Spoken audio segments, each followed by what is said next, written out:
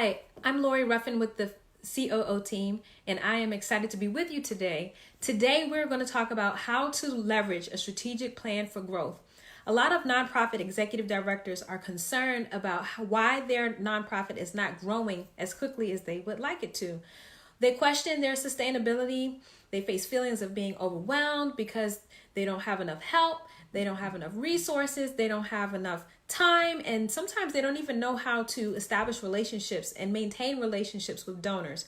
These are all common pressing issues. And regardless of whatever your most pressing issue is, I want you to know that you can follow these 3 steps to leverage a strategic plan to help with your growth problem or your growth challenge or your growth goal, however you call it. So, but first, before we dig into those 3 steps that you can take, I want to let you know we utilize at the COO team a strategic planning process that focuses on execution.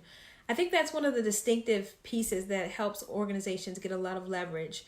We see our clients benefit from developing a strategic execution plan. Whether their strategic execution plan enables them to quickly raise 5 figures, hire the right people, multiply their service impact, the main thing is that it provides relief and results.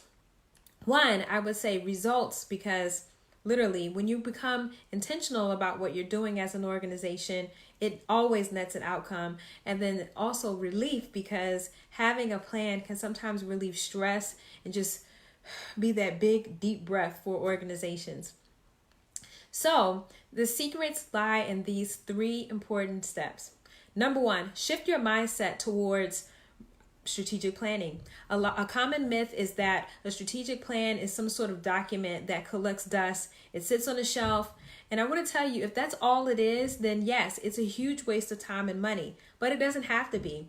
A great strategic planning process should actually help an organization clarify their goals and objectives and align their team and their resources towards accomplishing the goals that they determine.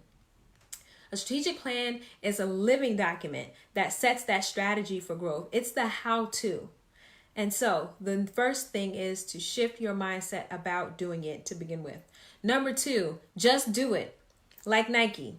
By devoting the time to wrestle with deep questions that you may not encounter within the day-to-day course of doing business and putting out fires, it's really important to wrestle through those questions, wrestle through and make decisions that are important to the governance of an organization. By doing that, it gives you an opportunity to speak with key stakeholders, set goals, develop strategies to reach those goals, and make critical planning decisions. Leaders who take the time to do this, they see the results. And the process does not actually have to take a long time, believe it or not. It's more or less about knowing what are the key pieces that need to be included in a strategic planning process. And so if you want to know that, you can just click the Learn More button and you can find what are the 10 essential elements that you need to think about if you want to double or expand the capacity of your organization. We have done the work to curate those critical things that you should be asking. So make sure you click Learn More.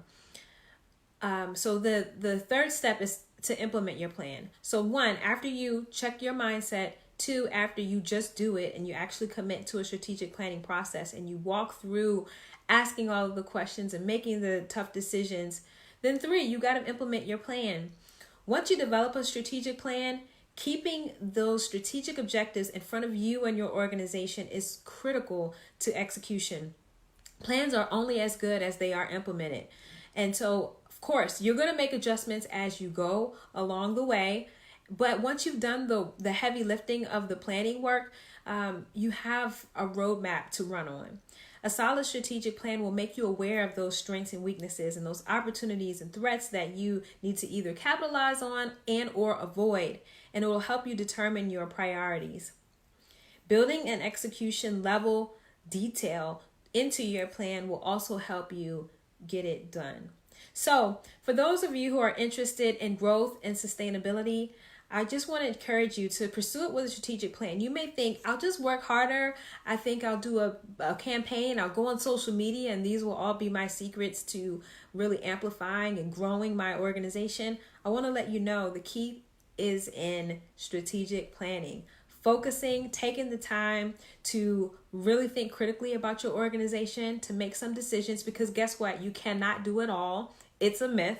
You've got to prioritize, and you've got to know what actions are the most critical that are going to move us forward. If you take the time to do that, you will find that the strategic planning process is what you need to bridge the bridge basically to your success, and it will help you close those gaps within your organization.